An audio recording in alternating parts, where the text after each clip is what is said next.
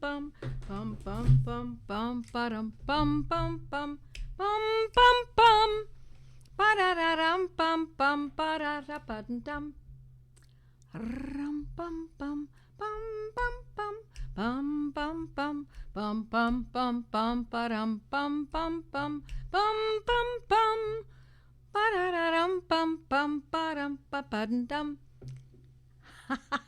Hey, hello from Lebanon, New Hampshire. Wow, I didn't even know there was such a place. I thought we were going to see Lebanon. Hi, everyone. Hi, Lucy from Pennsylvania and Leanne.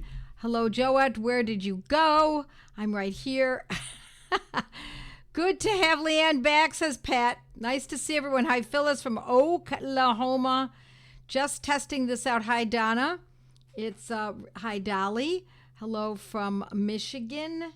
That's Kelly, I think. It's going. It rolls down so quickly I can't always catch where everyone's coming from. So, hi, everyone. Yeah, always Ajax, Ontario. Hi, Raina. I think it's Rena. Hi. Great to see you all, friends. This is Monday night. And you know what we do on Monday nights. We meet every Monday at 8 o'clock Eastern Time. And we do one thing and one thing only, and that is we do homeopathy. I teach you tidbits, bits and pieces in a short amount of time. It's only half an hour, but I can get a lot of information covered here, a lot of ground covered in that short amount of time. And so for those of you who don't know me, welcome. And for those who do, hi, friends. Great to see you all.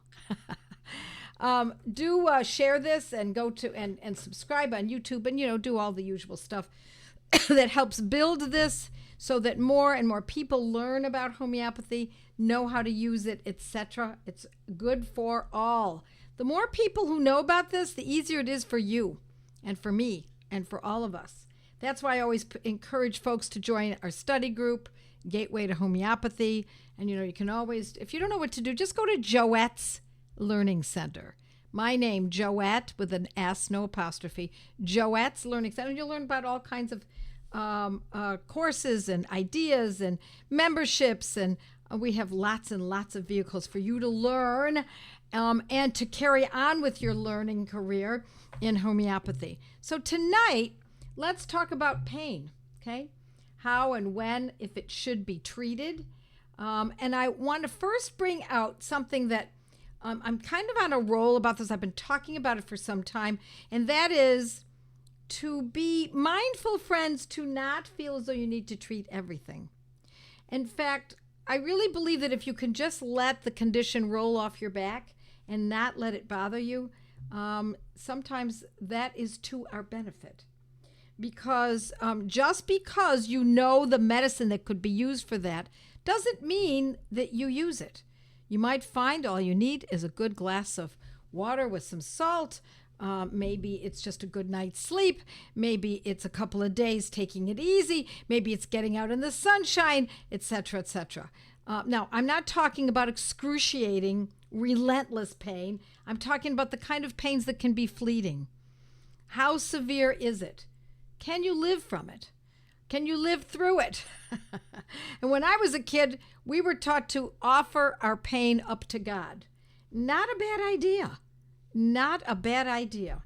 Now, whether that means extreme pain even, or mild, or permanent, or chronic, acute, sudden, it doesn't matter. If we can keep ourselves from being too worked up about our sufferings, we will often benefit. Now, as I just said, having said that, there are times, certainly when people are in a good deal of pain or chronic pain, and now they really do need help. And of course, that's what we're going to be talking about tonight. So first thing I want to do is I want to show you that I'm going to be working out of the Meta Repertory, which is Robin Murphy's 4th edition of the Repertory. And it doesn't give you protocols, but it does tell you where to look. I'll get a little bit closer. Meta Repertory, 4th edition, Robin Murphy. Excellent book. I teach it in my academy.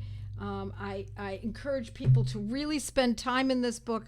You will not, again, get protocols, but what you will get is It's a roadmap. It gets you started as to where to look for a specific condition. So let me just take a sip of water before we get started. I think I see Natalie. Yes, hi Natalie. Thanks for being here with me. Hello from Kentucky. Let's see if we've got this all. Okay, good. We're lined up. It is an amazing book, says Leanne. You're right. It's a masterpiece. And unfortunately, Robin Murphy passed away prematurely. And it's really a shame because his work and his attitude and his methods of teaching, etc., his studying, his, really melded very nicely with a lot of what I teach. Not everything, but we had enough in common that when I interviewed him in my academy, it was, and we saw how there was such a good synthesizing of our ways, the methods that we use in homeopathy. So let's talk about, I'm going to go through a bunch of these, and I'm not going to tell you exactly what to do. I want to give you kind of hints as to where to look. And I'm going to use those medicines, those conditions and their accompanying medicines, homeopathic medicines, of course, that are quite common. And I want you to kind of, if you're just learning about homeopathy, then I want you maybe to jot this down or watch this again later. And also, I want you to think about how deep you need to go with this. Do you need to do this? Do you just want to know some of these medicines so in case something comes up? Or are you suffering now? Is your spouse suffering? Is your dog suffering? And you need to get some answers. Now, I'm not going to be able to answer all of your questions. I am going to my Mighty members at the half-hour time, just for a short period of time. My Mighty members, should you be interested, again, you go to Joette's Learning Center, or just go to joettecalabrese.com and you'll see Mighty members and you can join. And then you'll be privy to some of the questions that come in and my answers after these Monday night lives on the public forums. Okay, so one of the first ones I want you to think about is sudden pain. Sudden pain. And the reason that I want to bring this up is because sudden pain can come from so many sufferings. It can come on suddenly because you're driving along and bam, you get hit by another car and your knee goes into the steering wheel column, and now you've got a fractured patella, and there's sudden pain. I mean, the pain wasn't there a second ago. Now it's there. We can also use sudden pain, a description of you feel well and all of a sudden you feel like something really bad is happening, a cold or a flu or something like that, or a respiratory condition, and that comes on good and strong. Or you're just living your life and you wake up in the morning and suddenly you have an ear infection. You bet. Listen, look at my friends. Absolutely. I'm having a hard time seeing the name. Steina Kennedy and Angela say aconitum. You're absolutely right. And there are others. Hi, Harry. And others are saying aconite or aconitum. Aconite is the shortened version of aconitum nipalis. Aconite's good enough. And it is remember this for anything that's sudden. That 1 minute you're feeling perfectly fine and the next minute, oh my God, this pain in my head. That's where we start. A child is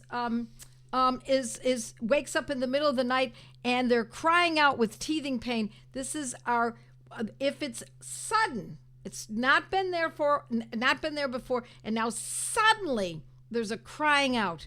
We're going to talk about aconitum. That is our sudden medicine. And I'm going to tell you, my friends, I keep aconitum. It's the only remedy I actually keep in my purse now. I do have a kit that I keep under the passenger seat of my car, so I don't have to think about it. And if we're out sometime or we're traveling, there it is. But in my purse, there's always aconitum 200C in my purse at all times. Aconitum is not just for sudden pain. It can also be sudden fright. But also think about this. Oh my God. Oh, my heart. Oh my goodness. Very scary, very painful. Aconitum. aconitum. It's one of the most powerful and most needed medicines in all of our repertory. Okay, the next one. Now let's talk about, since we're on cardiac, let's talk about angina. Now, angina is a little different than feeling like, oh my God, something really severe is happening. Angina is when it's kind of a more chronic, low level, not always low level, but it is heart pain. It's the muscle of the heart. Some say the heart is not a muscle. Whatever it is, it's the heart. And this medicine, I've written about this, and you can look it up when you look Joette Calabrese, angina, and all of these you can look up with my name, and it'll give you more information. It'll tell you potencies and frequencies and how to use this and where to buy these medicines.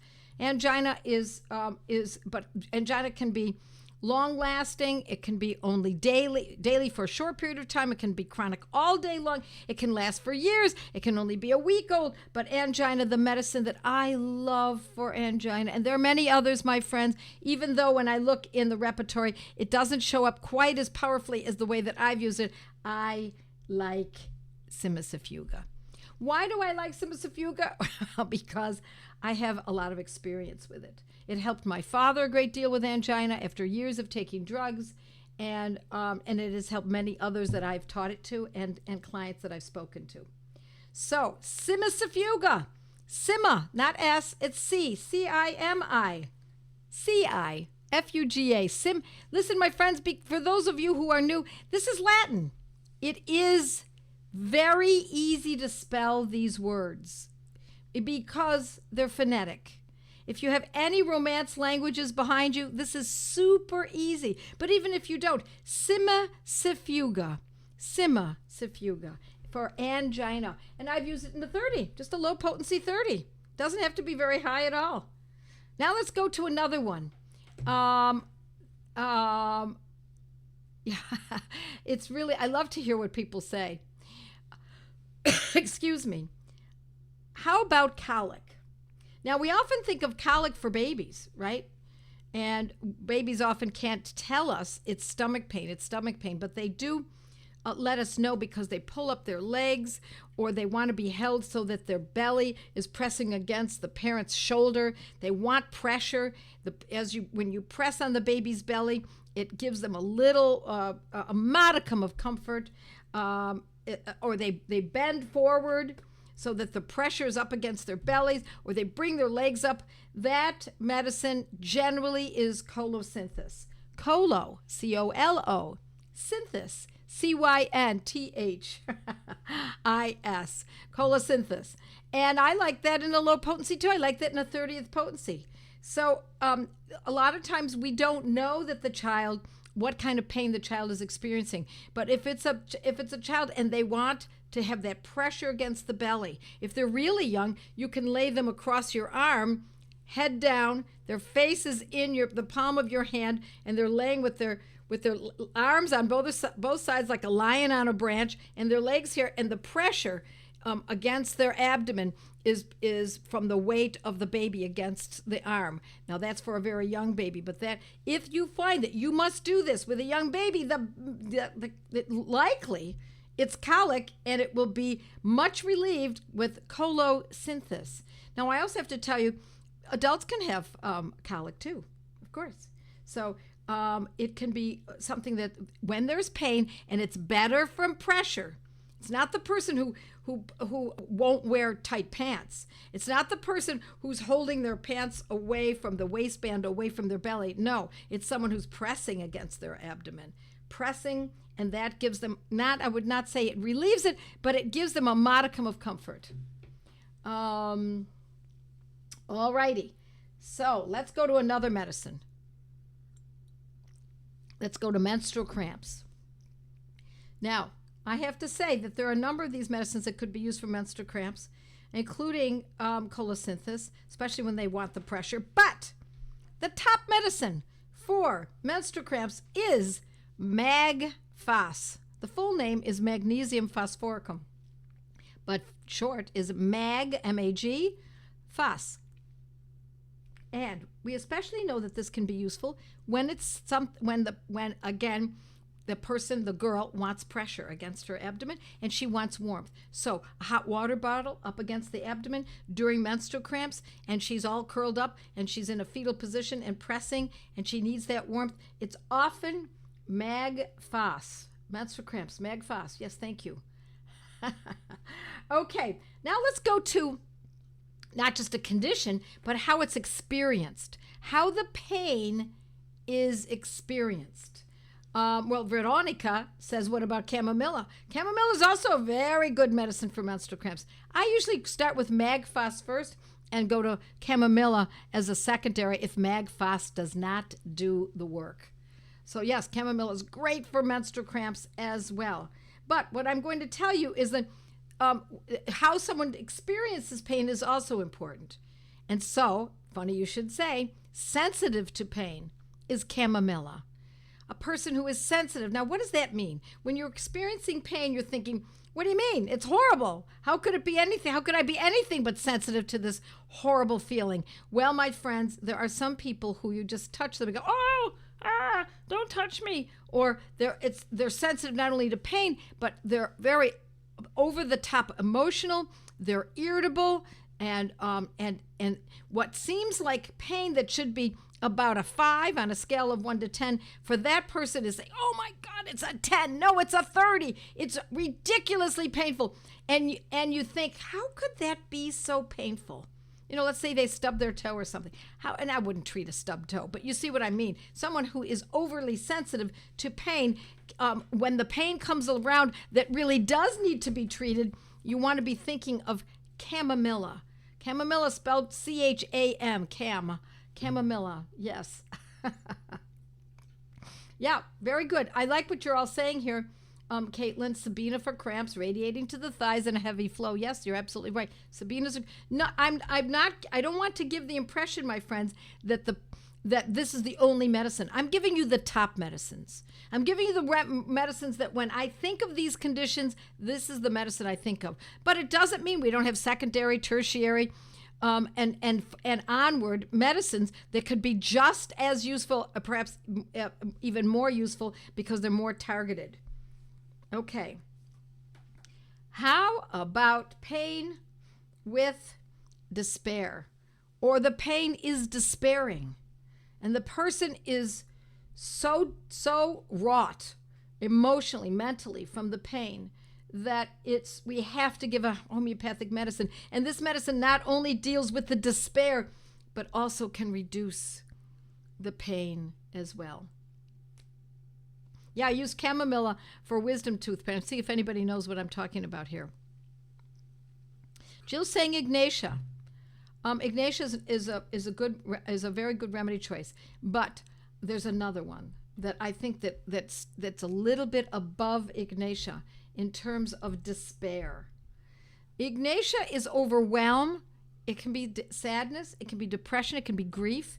But when we're talking about despair, thank you very much, Leanne, Aurum metallicum. Absolutely, Elizabeth. Yes.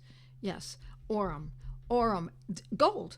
Spelled A-U-R-U-M. Aurum. Second word is metallicum because it's the metal of it's gold metal. Yes. Yeah, I like 200C. I always use Aurum metallicum in a 200. Almost always. I shouldn't say always. Almost always. At least we start with a 200C. The pain is despairing. The person is in despair. They have lost their joy of life. They have lost their way. They really would rather not even be here, if you know what I mean. Pain with despair, says Alice, you have just described my 80-year-old friend who fell off a swivel chair and has been in the hospital with intractable pain from that injury for over a week. Could very well be pain with despair, yes. Now, listen, my friends, if you find that Aurum metallicum helps someone such as that, it doesn't mean you can't also use the next medicine that I'm going to talk about. You can use 2. You don't want to use 50. You want to use 1 and then another. So the next medicine I'm going to talk about is a pain that's worse from movement. So in other words, the person, ow, ow, ow, ow. no pain, or very little pain on stillness. But if there's pain from movement, so that what kind of pain might that be? From a broken bone. You break a bone, and if you move your leg, by all means, it's going to be painful, right? So that medicine is, here we go, everyone's hopping in and telling me, yes, it is bryonia.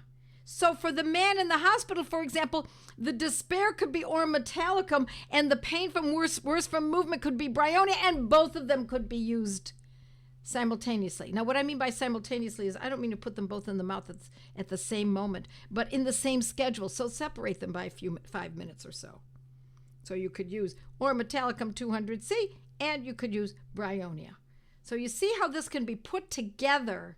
Pain that's worse from movement. Nice job. Very good. I see everybody coming in with their. Okay, let's go to the next one. How about garden variety growing pains for children who are growing? And this medicine is such a great medicine for children who are growing anyway, whether they have growing pains or they're growing so quickly that they're kind of getting leggy and awkward. You might want to use this medicine from time to time. But when specifically they're growing pains, by all means, which one are we going to thank you, Leanne? Leanne and Elizabeth. I'm going to say Kelk Fas, not Kelk Flor. I'm going to say Kelk Fas. Kelk Flor is a great medicine for bones, etc. But Kelk Fas is for growing. Children who are growing quickly and have headaches, Kelk Fas. Children who are growing quickly and get growing pains in the muscles, in the legs, in the tendons, Kelk Fas. And I like a nice low potency, 3C, 3X, nice low potency a couple times a day for growing pains. It is a lifesaver for mothers with growing children. It can really make a big difference. Okay, let me just take another sip of my water. Yes, you got it. Kelk Fas, Kelk Fas, Kelk Fas. Everyone's saying yes. Okay. Yeah, I know. This group is so cool. What are we saying? Brainiacs? Yes, I know. Well, it's because they've been studying with me. And it's not me, it's them who've committed to studying that has made the difference.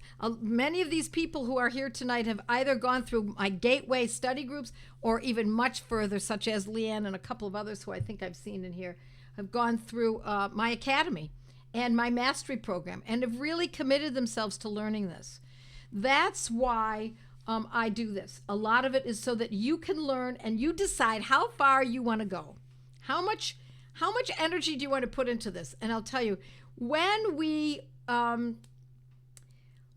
get bit by this bug, the bug of being able to cure conditions that we're told are incurable, or when we're bit by this bug that helps us and our loved ones and our clients and our students and our patients, if you happen to be a professional, and you can do that without side effects, and it costs $12 to $15.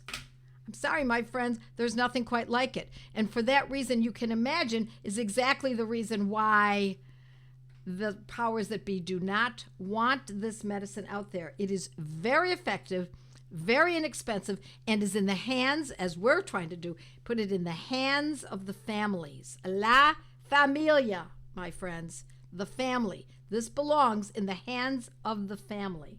Okay, let's go to the next one. How about wounds? When there's a wound. Now, it depends on what kind of wound. Certainly if there are fingers that are crushed in a window that comes down or a door that closes and smashes it, and it's the nerve-rich area, the fingertips or the toes, those nerve-rich areas, we're going to use something like hypericum. Hypericum, Hypericum, and I would use that in a 200C. Hypericum. But if it's a wound, such as an open wound, such as after surgery, surgical wound, the medicine is often calendula. Calendula, calendula, calendula. And this is a medicine that is also used, believe it or not, if you look it up in your repertoire, if you happen to have it, and you look under phantom pain from amputation, you would think it's hypericum, and hypericum, I think, resides in that rubric. But I have to tell you, calendula is the medicine that most often works. Calendula. And in that case, we'll use it in a 200C at least for phantom pain after amputation. And I'm not talking about even immediate amputation. I'm talking about this could happen even, this pain could be occurring 2 years later. Pain in the nerve-rich area. Good. You guys are really getting it. You're really writing it all out. It's wonderful. It's wonderful. And so I would use calendula in a 200C. It is a beautiful, beautiful medicine. And also an open wound, an injury. Yes, calendula. Now, if it is a surgical wound, so it's a clean line, a surgical incision, and afterwards there's pain, okay, my friends, what medicine is that? Let's see if you guys, I know you know. Those of you who've been my students for a long time. Let's see. Staphysagra, thank you very much. Shannon says, yep, Staphysagra. Yep, Shelley, absolutely. You go for it. Celeste, yes, absolutely. Staphysagra, just the way it sounds. Staph, S-T-A-P-H-A. S-A-G-R-I-A, Staphysagra. I like that in a 200C. And how often do we use these medicines? Listen, my friends, generally we're going to use these medicines twice a day when it's kind of a medium or mild version of pain. On the other hand, if the pain is extraordinary and we're getting right at the very beginning of the suffering, you might want to use this medicine more frequently. Sometimes if it's very severe, we might use it every 15 minutes for the first hour, and then after that every few hours, and then we're going to taper away from using it so frequently until we can find that tipping point where we find if I take it every 4 hours, it's just right. If I wait for the 5th hour because I forget because the pain isn't there or it's much minimized, and I get to the 5th hour, that's when the pain begins again, and we start right back again, back to every 4 hours. Okay. Let's see what time we've got here. My friends, I have an entire course, Joette's Learning Center, on the subject of pain. It's called Pain, Make It Stop. So it goes into so many different kinds of pains, how to determine whether or not it is that kind of pain or it's that kind of pain, what potency to use, what frequency, etc. I'm trying to give you as like a crash course here. But if you are really want to learn about this, that is the place to go. And then I urge you, if you decide to download that course, it's not live. It's no longer live. It was live originally. If you decide to download that course, I want you to listen and watch it not once, not twice, not 3 times, but 4 times, my friends, because I guarantee I'll be talking about things that you didn't hear me say the first time. There is this information when I have these courses that are in my learning center are so packed, so replete with information. It's easy to miss the information that you really need. And you want to start at the beginning and go all the way to the end and then do it again.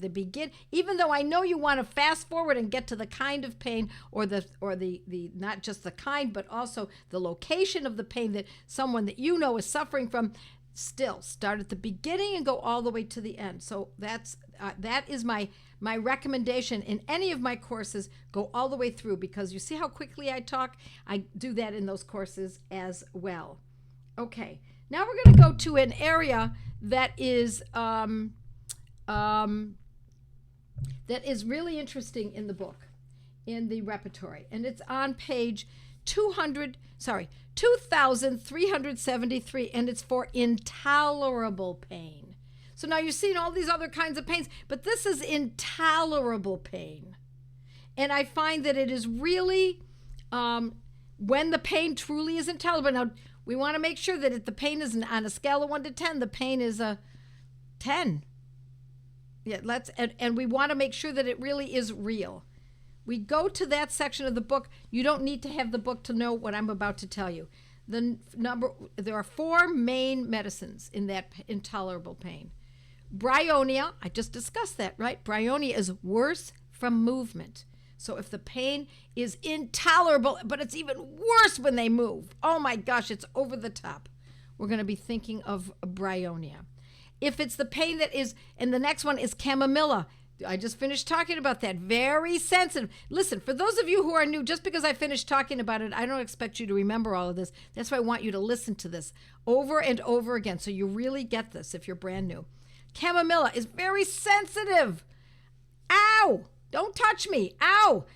And that can also be with menstrual cramps, but it can be with ear infections, conjunctivitis, strep throat, flu, stomach pain, chamomilla, any one of those. And so far, bryonia and chamomilla are both medicines that are very specific for pretty much any part of the body where there's intolerable pain. The next one is colocynthis. We just talked about that. Remember, that's the colic medicine. And so if the colic pain is over the top, you're going to be thinking about colocynthis. All of these, my friends, I would consider in a 200C potency. If you only have X, that works too. And the last medicine I want you to think about is coffea. Coffea. The pain is intolerable, but it is also noted that this person is waking up. They fall asleep for a short period of time and they wake up in pain. They fall asleep for a short period of time and they wake up again. That is more often coffea. And again, they're very sensitive. Think of someone who's had too much coffee. They're very sensitive. They're overstimulated, and it's similar to chamomilla. They really don't want to be bothered, but it doesn't take much for them to wake up and feel the pain again. All right, we could keep going, my friends, but it is now 8:32 Eastern Time. We're going to go to Mighties, Joette's Mighty members, and I can answer a few questions tonight because I have a fairly large group that I'm teaching. So Perry, you just tell me when we can go.